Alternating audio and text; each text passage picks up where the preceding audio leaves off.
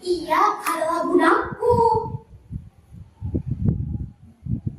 Ia mau mengakui Mak Dasa sebagai ibu. Di tempat yang cukup sepi, Mak Dasa pun bertanya kepada anaknya.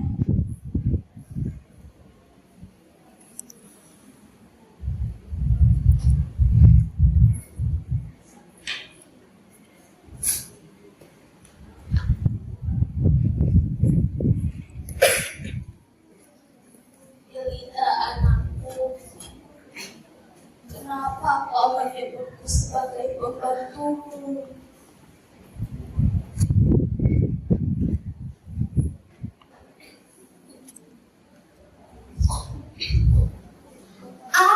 Emak, itu hanya berpura-pura saja. Laginya, aku tidak bersungguh-sungguh menganggap Emak sebagai pembantuku.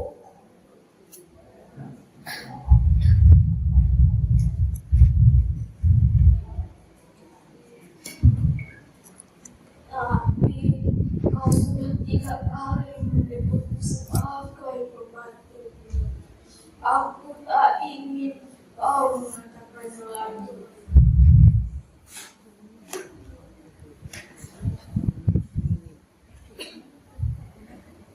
Emak, ini hanya berpura-pura. Lalu, mereka pun melanjutkan calon penghuni surga. Di sini saya memunculkan diri bukan hanya untuk di sini saja, tapi juga untuk memperkenalkan diri. Perkenalkan, nama saya Aisyah Faiza. Saya sekolah dari SMPIT Mas Cendekiawan. Dengan ini saya akan menyampaikan puisi dengan judul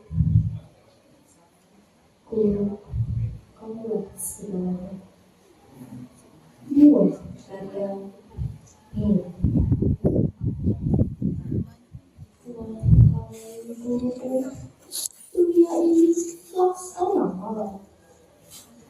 Aku berjalan dengan gelap gulita. Bagaimana tanpa aku. Langkahku kerap bertahan. Tujuanku tanpa tahu arah. Mengangkat hati laksana lama.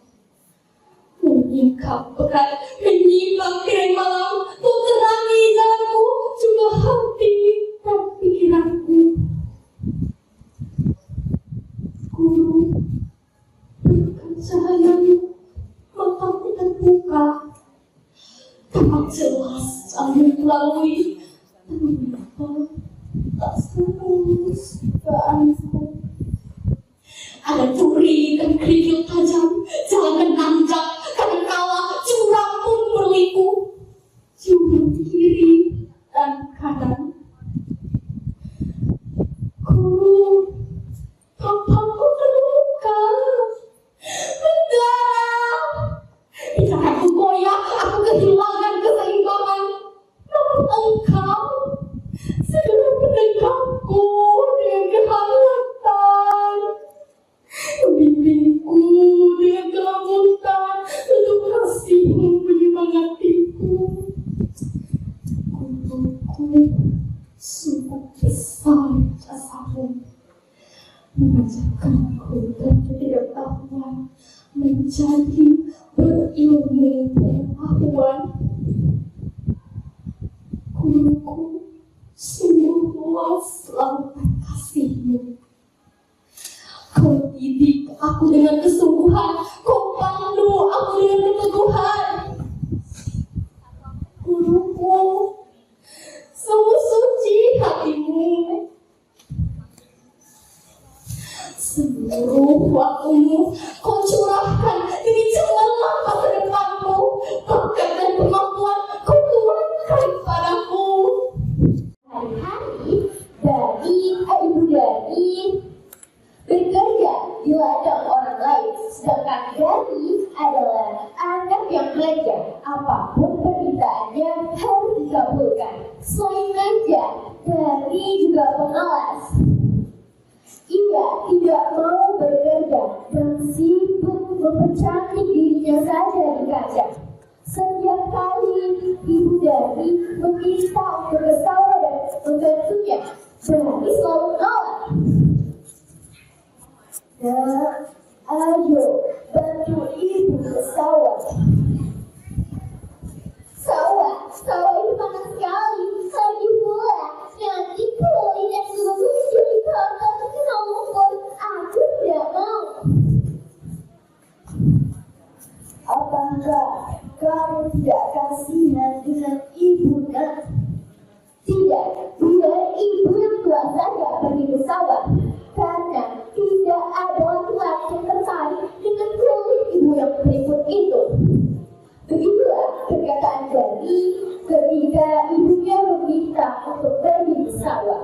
Akhirnya, ibu Dani pergi ke sawah untuk bekerja. Sedangkan Dani tinggal dan sibuk mempercantik dirinya di kaca. Sesaat kemudian ibu Dani pulang. Tiba-tiba Dani meminta uang upah yang diperoleh dari ibunya. Ibu, mana uang upah itu? Janganlah uang ini digunakan untuk kebutuhan kita hari ini. Ibu, udah habis. Lagi pula, uang ibu kan ada. Kamu memang anak yang kurang ajar. Kamu hanya bisa menghabiskan uang dan tidak mau bekerja. Walaupun ibu Dani sedang marah, tetap saja uang yang diperolehnya itu diberikan kepada sang anak. Keesokan harinya, Dani berpesan kepada ibunya untuk dibelikan alat kecantikan di pasar. Tetapi ibu Dani tidak tahu alat kecantikan apa yang akan dibeli oleh Dani. Kemudian ibu Dani meminta agar Dani ikut saja ke pasar.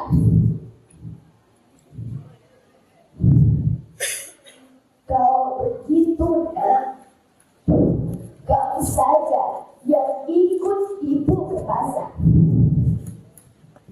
Ke pasar? Aku tidak mau. Ibu tidak tahu barang apa.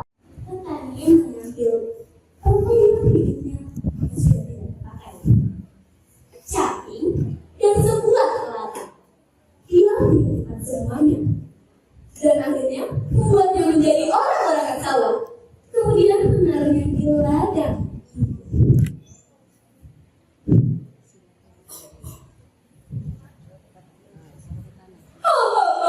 Lihat saja, kau akan ketakutan begitu bilang ini, kecil. Cuma petani. Suatu ketika, Kecil yang merasa lapar kembali ke ladang.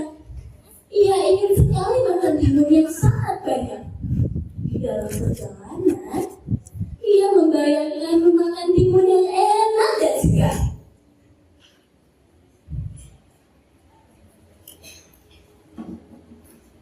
Aku akan mengenyangkan perutku dan tidak perlu berkali-kali kembali ke ladang ini. Kalau perlu, aku akan membawanya pulang untuk persediaan makanan. Ucap Kancil. Ketika sampai di depan ladang, betapa terkejutnya ia mendapati ada seseorang yang menjaga ladang petani. Kancil yang berniat mencuri pun segera bersembunyi, mencoba menunggu orang itu. Waktu berlalu. Tak lama, dia menunggu. Tiba-tiba,